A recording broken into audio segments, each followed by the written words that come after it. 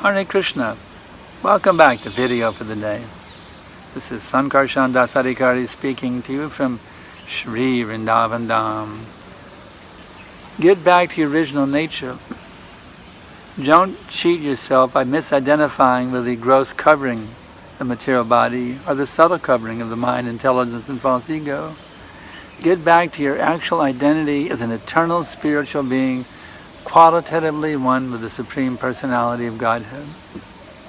Coming back to that original constitutional nature will put you in a state of pure bliss, free from all anxiety, situated beyond the turmoil of material existence, and a state of pure compassion for all living beings, seeing how they're caught up in the cycle of birth and death, and praying and begging Krishna you can liberate them from their entangled position.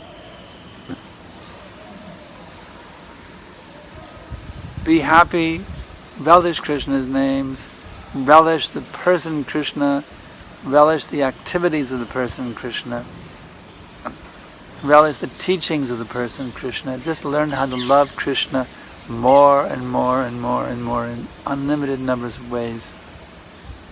This will make you perfect. This will make you unlimitedly happy.